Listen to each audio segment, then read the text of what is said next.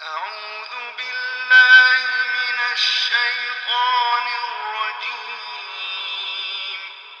بسم الله الرحمن الرحيم. رب اشرح لي صدري ويسر لي أمري واحلل عقدة من لساني يفقه قولي. رب اشرح لي صدري ويسر لي أمري واحلل عقدة من لساني يفقه قولي.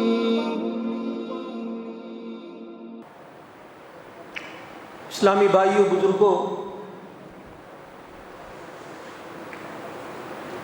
جمعہ کی شکل میں اللہ تعالیٰ نے ہم لوگوں کو بہت بڑا انعام دیا ہے۔ یہ اللہ تعالیٰ کا بہت بڑا تحفہ ہے امت محمدیہ کے لیے۔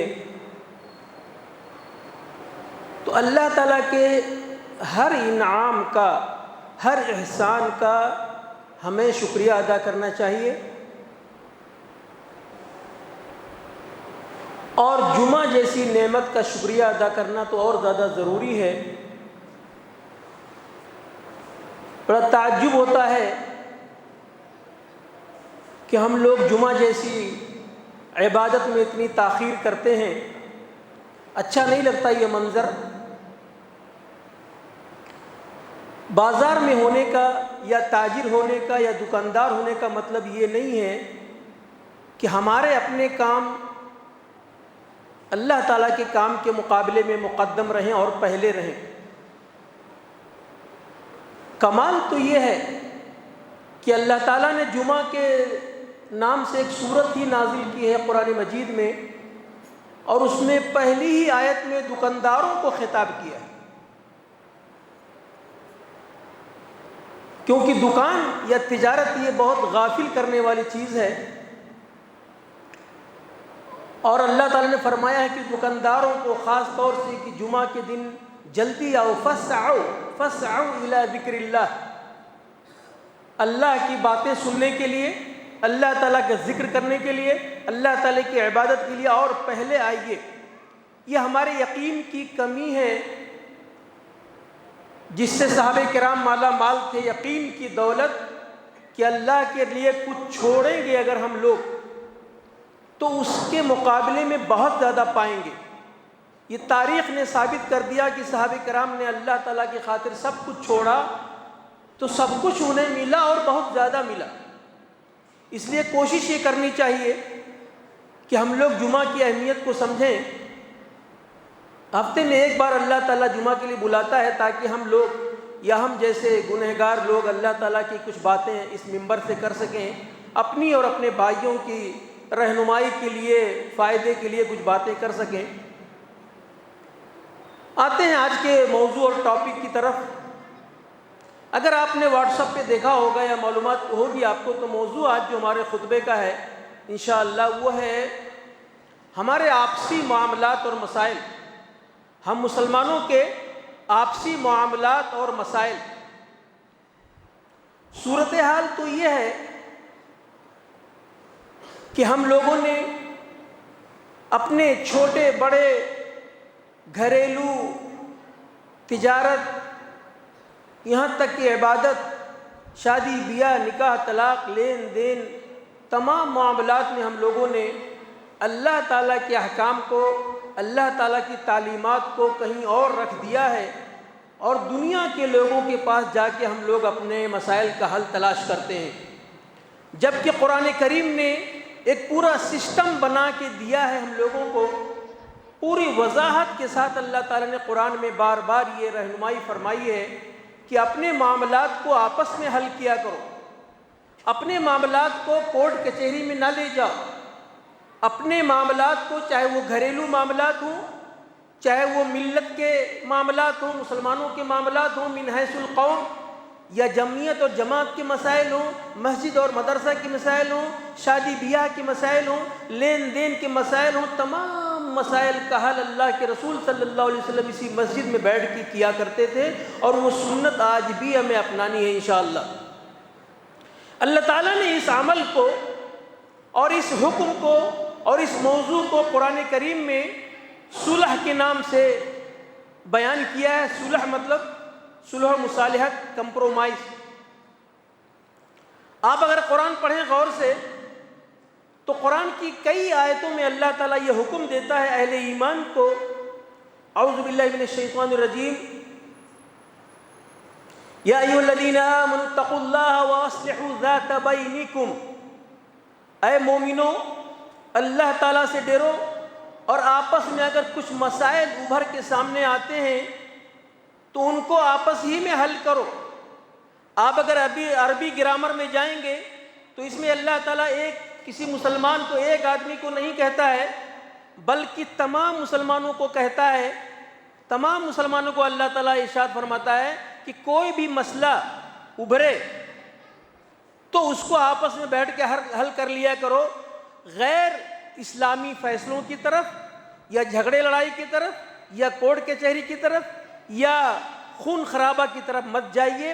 تمام مسائل کا حل اللہ تعالیٰ نے بیان کیا ہے، کیونکہ اللہ تعالیٰ نے ہی انسان کو پیدا کیا ہے، اور فرمایا رب کریم نے الا یعلم من خلق وهو اللطیف الخبیر، اللہ تعالیٰ نے پیدا کیا ہے تو انسان کے خیالات کو، انسان کے جذبات کو، انسان کے غصہ کو، انسان کے جھگڑا لڑائی کی فطرت کو اللہ تعالیٰ جانتا ہے کہ اس میں غصہ رکھا ہے اللہ تعالیٰ نے ہمارے اندر، لیکن اس غصہ کو اللہ تعالیٰ نے اس کے لیے بھی گائیڈ لائن بتایا ہے قرآن میں اور حدیث میں کہ غصہ ہمارا نہ دوسروں کو نقصان پہنچائے نہ اپنے آپ کو نقصان پہنچائے، اور بڑا معاملہ ہو چاہے چھوٹا معاملہ ہو ہم لوگ آپس ہی میں قرآن و حدیث کی روشنی میں حل کرنے کی کوشش کریں۔ اس کو اللہ تعالیٰ فرماتا ہے یا ایھا الذین آمنوا اتقوا اللہ واصلحوا ذات بینکم، اللہ سے ڈرو اور اپنے تمام معاملات کو، چاہے وہ گھریلو ہوں، چاہے وہ بازار کے مسائل ہوں، چاہے وہ دنیا کے معاملات ہوں، ہمارے شادی بیاہ کے ہوں، نکاح و طلاق کے ہوں، آپس میں حل کرنے کی کوشش کرو۔ اور یہ بڑا فضیلت والا کام ہے۔ ہم انشاءاللہ بیان کریں گے اللہ تعالیٰ کی توفیق سے کہ کس طرح سے اللہ کے رسول صلی اللہ علیہ وسلم اپنی زندگی ہی میں صحابہ کرام کے درمیان ابھرنے والے مسائل کے لیے دوڑ دوڑ کے کوشش کرتے تھے اور آپس میں صلح اور سمجھوتا کرا دیا کرتے تھے۔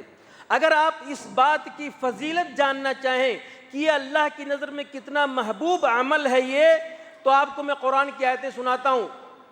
فرمایا رب کریم نے اعوذ باللہ من الشیطان الرجیم وَإِن طَائِفَتَانِ مِنَ الْمُؤْمِنِينَ اقْتَتَلُوا فَأَصْلِحُوا بَيْنَهُمَا، اگر مسلمانوں کی دو جماعت لڑائی پر آمادہ ہو جائے، برسرے پیکار ہو جائے، میدان میں اتر آئے ہتھیار لے کر کے، تب بھی اللہ تعالیٰ کہتا ہے کہ اللہ تعالیٰ کی رحمت سے مایوس نہ ہو، دوڑ کے جاؤ۔ بھائی صاحب 2 منٹ میری بات سن لیجیے۔ یہ قرآن کی آیت یہ کہتی ہے کہ آپ کو ناراضگی ہے، آپ کو دشمنی ہو گئی ہے۔ کس نے دشمنی کرائی؟ کس نے ناراضگی کرائی؟ ہمارے سماج میں، ہمارے گھروں میں، ہمارے بازاروں میں کئی گروپ اس طرح کے ہیں جو ہمارے آپس میں دشمنیاں کراتے ہیں، اور کراتے کراتے مسلمانوں کو کمزور کر لے گئے۔ ہمارے آپسی جھگڑوں نے ہم لوگوں کو کمزور کر کے رکھا ہے۔ ہم الزام دیتے ہیں باہر والوں کو، لیکن ہمارے اپنے مسائل نے ہم کو کمزور کر دیا ہے۔ ہر آدمی اپنی جگہ پہ خود ہی فیصلہ کرتا ہے، خود ہی قانون بناتا ہے، جبکہ اللہ تعالیٰ کہتا ہے کہ آپس میں صلح و صفائی کرو، کمپرومائز کرو، چھوٹی بات ہو بڑی بات ہو۔ ایک کمیٹی ہمیشہ ایسی ہونی چاہیے مسلمانوں کے درمیان میں، اور الحمدللہ بہت سی جگہوں پر دارالقضاء کے نام سے یہ کمیٹیاں قائم ہیں، لیکن بہت سے دارالقضاء کام کر رہے ہیں، لیکن بہت سی حدیث و سنت کی روشنی میں بہت سی کمیاں ہیں۔ ہم لوگوں کو اپنا بھی اس طرح کا بنانا چاہیے۔ ہر مسجد میں ایک کمیٹی ایسی ہونی چاہیے۔ اللہ کے رسول صلی اللہ علیہ وسلم کی مسجد میں تمام کام اسی مسجد سے ہوا کرتے تھے، چاہے وہ باہر کے معاملات ہوں چاہے اندر کے معاملات ہوں۔ قرآن کریم کی چند آیتیں میں نے آپ کے سامنے پیش کی، جس میں اللہ تعالیٰ فرماتا ہے کہ وَالصُّلْحُ خَيْرٌ، صلح کر لو۔ یہ کورٹ میں کیس کرنے سے، وکیل کے پاس پیسہ خرچ کرنے سے، ٹائم برباد کرنے سے کہیں زیادہ بہتر ہے کہ آپس میں بیٹھ کے سمجھوتا کر لو، کمپرومائز کر لو۔ کچھ آپ نیچے اتریں، کچھ سامنے والا نیچے اترے، اور انشاءاللہ بڑے سے بڑے مسائل ہمارے حل ہو جائیں گے، اور انشاءاللہ کوئی پریشانی کی بات نہیں رہ جائے گی۔ یہ قرآن کا نسخہ ہے، یہ قرآن کا علاج ہے۔ یہ کوئی میں اپنی زبان سے نہیں کہہ رہا ہوں یا اپنی طرف سے نہیں کہہ رہا ہوں، یہ قرآن ہے، قرآن جس کو ہم لوگوں نے چھوڑ رکھا ہے۔ ہم دوڑ رہے ہیں ادھر ادھر، بھاگ رہے ہیں ادھر ادھر۔ وقت خرچہ کر رہے ہیں، پیسہ خرچ کر رہے ہیں، دنیا ہنس رہی ہے کہ ہمارے پاس ایسی کتاب ہونے کے باوجود، ایسی حدیث کا مجموعہ ہونے کے باوجود ہم ادھر ادھر ٹھوکریں کھا رہے ہیں ٹھوکریں، اور کمزور سے کمزور ہوتے چلے جا رہے ہیں۔ آپ یقین مانیے اللہ کے رسول صلی اللہ علیہ وسلم نے فرمایا کہ کل بنی آدم علیہ صدقہ۔ اس کے پہلے قرآن کی ایک آیت اور سنا دیتا ہوں میں، جس میں اللہ تعالیٰ فرماتے ہیں، بڑی زبردست آیت ہے، اپنے معنی اور مفہوم کی وجہ سے اس صلح کے کام کو کتنی اہمیت دی ہے اللہ تعالیٰ نے قرآن میں۔ تھوڑا سا غور کریے گا کہ صلح صفائی کرنا، سمجھوتا کرنا اور کرانا، یہ کتنا زبردست کام ہے۔ اللہ کی نظر میں فرماتے ہیں رب کریم، اعوذ باللہ من الشیطان الرجیم، وَمَا كُنَّا لِنُهْلِكَ الْقُرَىٰ بِظُلْمٍ وَأَهْلُهَا مُصْلِحُونَ۔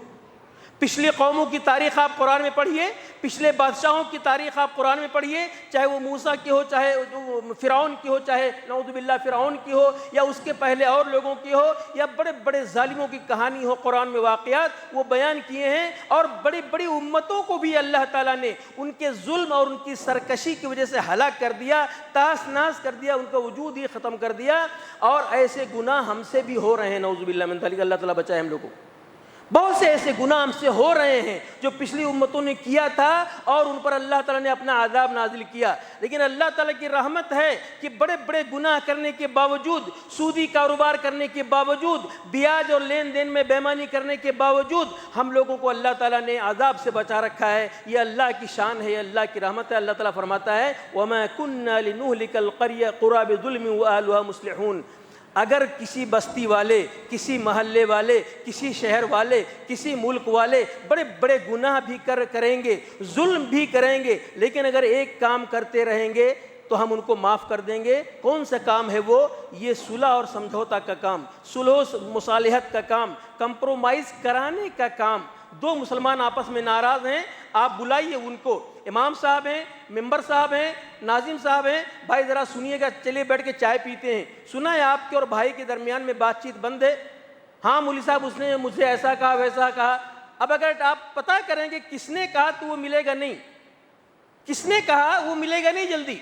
یہ کچھ شیطان ہوتے ہیں، کچھ شیطان نما انسان ہوتے ہیں جن کو اللہ تعالیٰ نے شیاطین الانس والجن کہا ہے۔ یہ گھومتے رہتے ہیں، فالتو میں ایسے بیٹھے رہتے ہیں، اور ان کو کسی کی خوشی پسند نہیں آتی، کسی کو آرام سے دیکھتے ہوئے ان کو گوارا نہیں ہوتا، اس لیے کچھ نہ کچھ تنکا لگا دیتے ہیں اور پھر معاملہ وہ رائی کا پہاڑ بن جاتا ہے۔ اس لیے ہوشیار رہنے کی ضرورت ہے۔ نبی اکرم صلی اللہ علیہ وسلم فرماتے ہیں کہ کل سلام من بنی آدم علیہ صدقہ۔ زندگی اتنی بڑی نعمت ہے اللہ تعالیٰ کی، یہ صحیح سالم بدن ہمارا اتنی بڑی نعمت ہے اللہ تعالیٰ کی۔ فرماتا ہے اللہ تعالیٰ کہ تمہارے جسم کے، تمہارے بدن کے ہر پور پر، ہر جوڑ پر صدقہ ہے۔ کتنے پور ہیں ہمارے بدن میں، کتنے جوڑ ہیں؟ حدیث میں فرمایا اللہ کے رسول صلی اللہ علیہ وسلم نے 360 ہیں، 360 کا صدقہ اتارنا ہے۔ اگر جان کی حفاظت کرانی ہے اللہ تعالیٰ سے، جان بچانی ہے، تو اللہ تعالیٰ کہتا ہے ہر پور کا صدقہ اتارو۔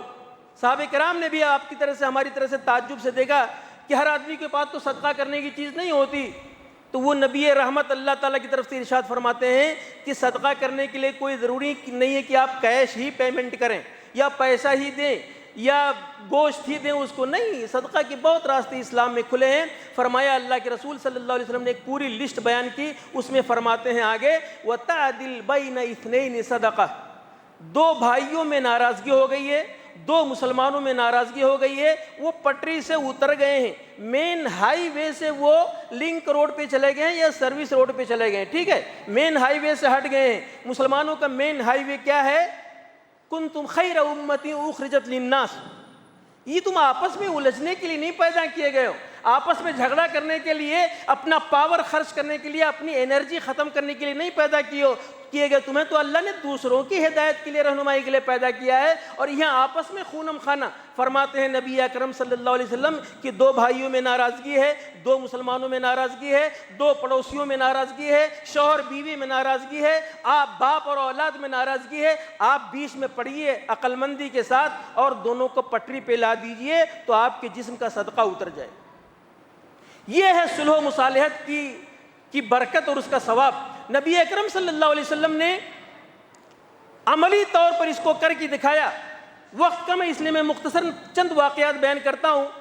صحیح بخاری کی حدیث ہے، حضرت سہل بن سعد الساعدی رضی اللہ عنہ روایت کرتے ہیں کہ اللہ کے رسول صلی اللہ علیہ وسلم کو خبر، اسی لیے علماء کرام کہتے ہیں، دیکھیے اللہ کے رسول کی سنت دیکھیے، بتاتا ہوں میں آپ کو، صحیح بخاری کی روایت ہے، علماء کرام یہ کہتے ہیں کہ ہر محلہ، ہر مسجد میں دارالقضاء یا کمیٹی ہونی چاہیے، اصلاحی کمیٹی، جو کہیں بھی کوئی خبر سنے تو انتظار نہ کرے کہ مجھے دعوت نامہ ملے گا یا کارڈ ملے گا تو بڑے مولانا صاحب ہیں، شیخ الحدیث صاحب ہیں تو جائیں گے، تشریف لے جائیں گے، نہیں۔ فائر بریگیڈ کی مثال لے لیجیے آپ، کہیں بھی آگ لگتی کسی محلہ میں تو الارم بجتا ہے اور فائر بریگیڈ کی گاڑی جلدی سے وہاں پہ پہنچتی ہے، آگ کو بجھانے کی کوشش کرتی ہے۔ اللہ کے رسول صلی اللہ علیہ وسلم کا عمل دیکھیے، صحیح بخاری کی روایت ہے، آپ کو خبر ملی کہ قبا میں بنی عمرو بن عوف میں، کبھی کبھی حدیثیں کھول کے دیکھا کیجیے، بخاری میں ہے، آپ کے پاس موجود ہے، ہر زبان میں ترجمہ موجود ہے، بنی عمرو بن عاص یعنی وہ اوس و خزرج کا قبیلہ تھا مدینہ میں، قبا میں، ان دونوں میں آپس میں لڑائی ہو گئی ہے۔ بخاری کی بعض روایات میں آتا ہے کہ لڑائی اتنی شدت اختیار کر گئی، آپ کو معلوم ہے کہ ان میں پرانے زمانے سے لڑائی چلی آ رہی تھی، قبیلے کی لڑائی، قبیلے کی خاندانی لڑائی، اوس و خزرج میں بہت پرانی لڑائی چلی آ رہی تھی۔ اللہ کے رسول صلی اللہ علیہ وسلم نے اپنے اللہ تعالیٰ کے حکم سے اور اللہ تعالیٰ کی مدد سے ان لوگوں میں اصلاح کرایا، دونوں کو ایک شیر و شکر بولتے ہیں، شیر و شکر کر دیا، جیسے چینی دودھ میں گھل جاتی ہے ایسے ملا دیا ان کو، نو ٹینشن، اب کوئی بات نہیں رہے گی۔ لیکن کبھی کبھی شیطان اور کچھ یہودی اس کام پہ لگے ہوئے تھے، اس زمانے میں ان کا نام بھی حدیثوں میں موجود ہے، وہ جا کے بھڑکا دیتے تھے، کچھ نہ کچھ پن لگا دیتے تھے، تو تھوڑے سے غصے میں آگے وہ لوگ، اور بعد الفتح حتی تراموا بالحجارہ، یہاں تک کہ ایک دوسرے کو پتھر پھینک کے مارنے لگے۔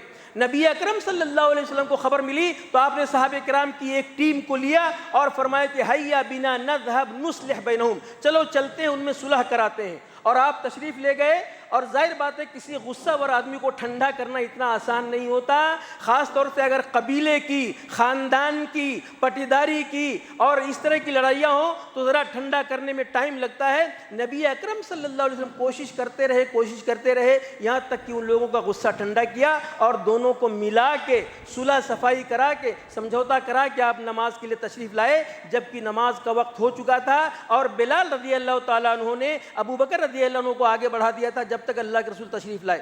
یعنی اتنا اہم معاملہ کہ نماز میں آپ نے تاخیر منظور کیا، لیکن مسلمانوں کو لڑتے ہوئے دیکھنا آپ کو منظور نہیں تھا، یہ عملی طور پر اللہ کے رسول صلی اللہ علیہ وسلم نے کیا۔ دعا کرتے ہیں رب کریم سے کہ اللہ تعالی ہمیں قرآن کی ان آیتوں کو پڑھنے کی توفیق دے اور سمجھنے کی توفیق دے، اور حدیث کے ان نمونوں پر عمل کرنے کی توفیق عطا فرمائے۔ وآخر دعوانا ان الحمدللہ رب العالمین۔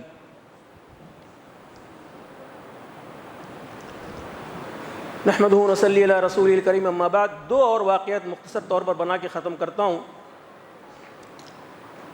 ہمارے جن معاملات میں دشمنیاں زیادہ ہیں ان میں ایک معاملہ ہے لین دین کا، قرضہ ادھار کا۔ ادھار لیتے وقت تو بہت اچھا لگتا ہے، قرضہ لیتے وقت ہماری ضرورت ہے تو ہم منت سماجت کرتے ہیں، گزارش کرتے ہیں، بھائی صاحب 10,000 روپے دے دیجئے، سائیکل کے پنچر بنانے کی دکان کھول لی ہے، وغیرہ وغیرہ، چھوٹا موٹا کام یا بڑا کام۔ اگر کسی اللہ کے بندے نے احسان کر دیا تو پھر ادھر جب کام چلتا ہے تو شیطان ہمارے پیچھے لگ جاتا ہے، اور دینے میں ہم لوگ بہت ٹال مٹول کرتے ہیں۔ یہ انسانی فطرت ہے، کوئی نئی بات نہیں ہے، دیتے وقت کسی کو اچھا نہیں لگتا، لیکن یہ بھول جاتے ہیں کہ اس نے ہمارے ساتھ مہربانی کیا، ہمارا کام چلایا، اور ہمارا حق یہ بنتا ہے، ہم مسلمان ہیں، وعدہ کیا ہم نے تو وعدہ پر اس کو دیں۔ آج جمعہ کی 8 تاریخ کو دینا تو آج دے دیں پیسہ، ہم، یہ امانت داری ہے۔ اور اللہ تعالیٰ نے فرمایا بھی قرآن میں، یا ایھا الذین آمنوا اوفوا بالعقود، جو ایگریمنٹ کر لو چاہے وہ لکھا پڑھی بھی ہونا چاہیے۔ قرآن میں سب سے لمبی آیت میں کہا کہ جو قرضہ دو چاہے تھوڑا ہو، اماؤنٹ چاہے زیادہ ہو، وَلَا تَسْأَمُوا أَن تَكْتُبُوهُ صَغِيرًا أَوْ كَبِيرًا، انشاءاللہ یہ کسی اور موضوع پہ اٹھاؤں گا۔ مقصد یہ بیان کرنے کا ہے کہ مسجد نبوی میں 2 صحابیوں کی آواز بلند ہو گئی۔ کعب ابن مالک رضی اللہ عنہ نے ادھار دیا تھا، قرضہ دیا تھا، کس کو؟ عبداللہ ابن ابی حضرت رضی اللہ عنہ کو۔ تو ٹائم ہو گیا تو حضرت کعب نے کہا کہ لاؤ میرا پیسہ واپس کرو، تو وہ کہنے لگے پیسہ بھی تیار نہیں ہے، پیسہ نہیں مل پایا مجھے۔ جیسے آج کے حالات میں دیکھیے آپ، کبھی کبھی چاہتے ہوئے بھی پیسہ، بینک میں رہتے ہوئے بھی پیسہ نہیں نکال پاتے ہم لوگ، بعض مجبوریاں ایسی آ جاتی ہیں، کبھی چھٹیاں پڑ گئیں، کبھی اے ٹی ایم خراب ہے، کبھی نوٹ بندی ہو گئی، وغیرہ وغیرہ مختلف مسائل ہو گئے، یا بچہ ہمارا بھیجنے والا تھا دبئی سے، سعودیہ سے، نہیں ٹائم پر بھیج پایا، وغیرہ وغیرہ۔ تو انسان، اللہ تعالیٰ نے ان حالات کا خیال کرنے کا حکم دیا ہے۔ تو ان کی آواز بلند ہو گئی، انہوں نے پیسہ دیا تھا، ان سے پیسہ مانگ رہے تھے۔ نبی اکرم صلی اللہ علیہ وسلم انہوں نے کہا پیسہ بھی تیار نہیں، انہوں نے کہا مجھے ابھی پیسہ چاہیے. نبی اکرم صلی اللہ علیہ وسلم کے گوشے مبارک تک آواز پہنچی. آپ نے اپنے کمرے کا پردہ ہٹایا اور کہا کہ یا کعب یہ قرضہ دینے والے ہیں. دیکھیے لوگ آپ سے بولیں گے کہ دوسروں کے، بمبئی میں ایک زبان بولتے ہیں، دوسروں کے پھڈے میں ٹانگ مت اڑاؤ، یعنی ان کا معاملہ جانے دو، جیسا کرتے ہیں کرنے، تمہیں کیا پڑی ہے. یہ آپ جان لیجیے یہ شیطان کا قول ہے. قرآن کہتا ہے پڑھو دوسرے کے معاملے میں، حدیث کہتی ہے پڑھو دوسرے کے معاملے میں. آپ بھائی ہیں تو پڑھیے دوسرے کے معاملے میں. اتنی آیتیں قرآن کی حدیثیں سنائی آپ نے. اللہ کے رسول صلی اللہ علیہ وسلم بیٹھے رہتے اپنے کمرے میں آرام سے، لیکن مسلمانوں کی ناراضگی آپ کو منظور نہیں تھی. آپ نے کہا یا کعب، کہتے ہیں لبیک یا رسول اللہ، حاضر ہوں اللہ کے رسول، جو حکم ہو ارشاد فرمائیے. رسول کا حکم ارشاد فرمائیے، حاضر ہوں. وہ جان گئے تھے کہ پیسے کا معاملہ، اللہ کے رسول ابھی کچھ حکم دیں گے کہ ہماری آواز کیوں بلند ہو رہی ہے، ہم لوگ آپس میں کیوں بحث تکرار کر رہے ہیں. یہ اللہ کے رسول کی آواز، یہ اللہ کی آواز یہ مائکرو فون سے جاتی ہے پورے حیدرآباد میں، لیکن ہم ٹائم پر نہیں پہنچ پاتے. ہاں شادی کارڈ میں جو ٹائم لکھا رہے گا اس میں اس سے پہلے ہی پہنچیں گے. یہ ہماری بدنصیبی ہے اور کچھ نہیں ہے. میں بتا رہا تھا کہ اللہ کے رسول فرمایا یا کعب، کہتے ہیں لبیک یا رسول اللہ، کہا دع الشطر، آدھا معاف کر دو. کہتے ہیں کر دیا. کس کا فرمان تھا؟ اللہ کے رسول کا. کہہ سکتے تھے اللہ کے رسول میرا حق ہے یہ، میں کیسے چھوڑوں. لیکن ایک تو اللہ کے رسول کا فرمان، دوسرے آپ مصالحت کرا رہے تھے اور حضرت کعب اس حالت میں تھے کہ اگر آدھا معاف کر دیں گے تو ان کو بوجھ نہیں پڑے گا. آپ نے ابن ابی حضرت کو حکم دیا کہ ابھی ادا کرو آدھا جو معاف کر دیا. قانون ہے اسلام کا کہ اگر کسی نے کچھ چھوڑ دیا ہے تو بھی فوری طور پر ادائیگی کرنی پڑے گی آپ کو. تو انہوں نے فوری طور پر اس کا انتظام کر کے ادا کر دیا. یہ اللہ کے رسول نے اس طرح سے بیچ میں پڑھ کر کے معاملہ بڑھنے سے روکا، صلح و صفائی کرا دیا، مصالحت کرا دیا. الحمدللہ یہ نمونے بیان کر رہا ہوں. بہت زیادہ لمبا موضوع، لیکن 1 منٹ میں آخری موضوع جو ختم کرتا ہوں میں، وہ ہے شوہر بیوی کی ناراضگی. یہ ہر گھر کی کہانی ہے، ہر محلے کی کہانی ہے. کورٹ کچہری میں ہماری فائلیں خلا کے لیے، طلاق کے لیے، جہیز کے لیے بھری پڑی ہیں. اس میں آپ کو زیادہ بتانے کی ضرورت نہیں ہے، ہم لوگ بھی اسی بستی، اسی آبادی میں رہتے ہیں. یہ اختلافات ہوں گے، شوہر بیوی میں اختلاف ہوگا. انسان ہے، ہمارے اندر بھی غصہ ہے، ان کے اندر بھی غصہ ہے، لیکن اسلام نے اس کے لیے باؤنڈری لائن بنائی ہے. اگر وہ مسلمان شوہر سمجھ لے، اگر وہ مسلمان خاتون بیوی سمجھ لے اللہ کے حکم کو اور نبی کے حکم کو، تو انشاءاللہ کبھی بھی یہ نوبت نہیں آئے گی. لیکن کبھی کبھی یہ نوبت آ جاتی ہے تو قرآن کہتا ہے وَإِنْ خِفْتُمْ، دیکھ لیجئے قرآن کی آیت ہے، یہ لکھ لیجئے اپنے موبائل پہ، یہاں پہ لائٹ میں ہر دم چمکنا چاہیے. یہ ہم کو رسوا کر رہے ہیں ہمارے گھریلو معاملات، زندگیاں برباد ہو رہی ہیں ہمارے شوہر بیوی کے اختلاف کی وجہ سے، بچے برباد ہو رہے ہیں. طلاق کے بعد شوہر نشیڑی ہو جاتا ہے، بچے بے تعلیم رہ جاتے ہیں، عورت کا بھی برا ہی انجام ہوتا ہے. بچنے کی ضرورت ہے، سمجھنے کی ضرورت، لیکن بہت لمبا ٹاپک ہے. قرآن کہتا ہے وَإِنْ خِفْتُمْ شِقَاقَ بَيْنِهِمَا فَبَعْثُوا حَكَمًا مِّنْ أَهْلِهِ وَحَكَمًا مِّنْ أَهْلِهَا. یہ اللہ کا بتایا ہوا نسخہ ہے، کسی دنیاوی MBBS ڈاکٹر کا نہیں، MD کا نہیں ہے، اللہ کا بتایا ہوا نسخہ ہے. اگر وہ قابل عمل نہیں ہے، اگر اس کے ذریعے سے مسئلے کا حل ممکن نہیں ہے تو دنیا کی کوئی طاقت اس کو حل نہیں کر سکتی. اللہ تعالیٰ فرماتا ہے جب بھی نظر رکھو، جو ماں باپ ہیں، جو ساس سسرے ہیں، ان کو اللہ تعالیٰ حکم نظر رکھو، معاملہ بڑھنے نہ پائے. ذرا سے بھی آہٹ ملے تمہیں کہ شوہر کا موڈ کچھ آف ہے یا بیوی میکے میں گئی اتنے دن سے بیٹھی ابھی تک نہیں آ رہی ہے، فوراً ہوشیار رہنے کی ضرورت ہے. اور جب معاملہ گمبھیر ہو جائے، سمجھانے پہ نہ مانے، تو 2 آدمیوں کو ڈالو، 2 آدمیوں کے بیچ میں ڈالو، حکم من اہلہ و حکم من اہلہا. ایک شوہر کی طرف سے اور ایک بیوی کی طرف سے، وہ دونوں الگ الگ ان کے پاس بیٹھیں. ہاں بیٹا کیا پرابلم ہے، کیا مسائل ہیں، کیا مشکلات ہیں. ادھر والے بولیں گے بیٹی کیا تکلیف ہے آپ کو، بتائیے آپ. تو اس کے بعد دونوں ان کو سمجھائیں، قرآن اور حدیث کی آیتیں پیش کریں، صحابہ کرام کے واقعات پیش کریں. فاطمہ رضی اللہ عنہا، علی بن ابی طالب رضی اللہ عنہ، شوہر بیوی، رسول اکرم صلی اللہ علیہ وسلم اپنے گھر سے ان کے گھر میں آئے، بغل ہی میں تھا گھر. پوچھا کہ فاطمہ بیٹی علی کہاں گئے ہیں؟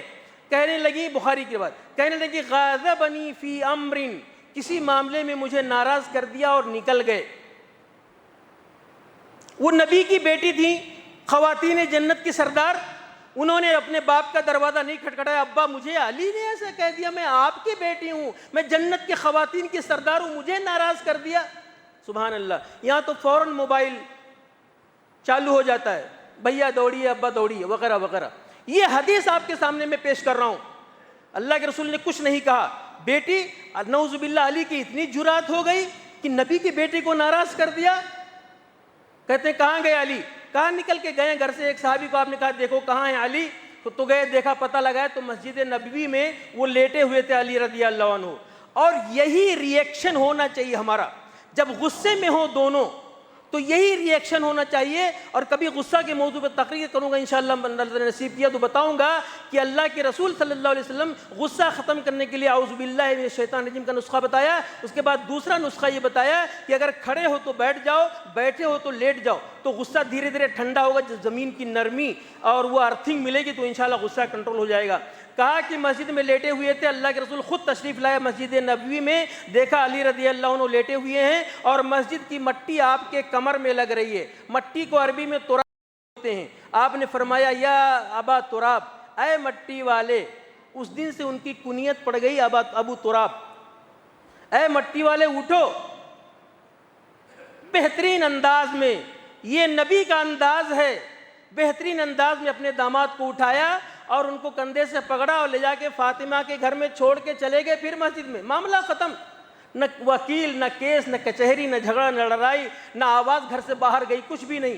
یہ نمونہ ہے اللہ کے رسول صلی اللہ علیہ وسلم کا ہمارے لیے اور ہماری بیٹیوں کے لیے, ہماری بہنوں کے لیے, ہماری خواتین کے لیے اور ہم تمام لوگوں کے لیے. اللہ تعالیٰ سے دعا کرتے ہیں کہ اللہ تعالیٰ ہم کو بھی سمجھ دے دے. اللہ تعالیٰ سے دعا کرتے ہیں کہ اللہ تعالیٰ ہمارا یہ بکھرا ہوا منظر جو ہے اس کو سمیٹ دے. اللہ تعالیٰ ہمارے معاملات کو خراب ہونے سے, بگڑنے سے پہلے میں اس کی درستگی کی, اس کی اصلاح کی توفیق دے دے. اللہ تعالیٰ یہ ایک زبانی خطبہ نہیں ہے, یہ عملی خطبہ ہے. ہر مسجد میں ایک کمیٹی ہونی چاہیے اور مسجد کے علماء سے مشورہ کر کے, ہماری پرانی تاریخ علماء اہل حدیث کی بنتی ہے.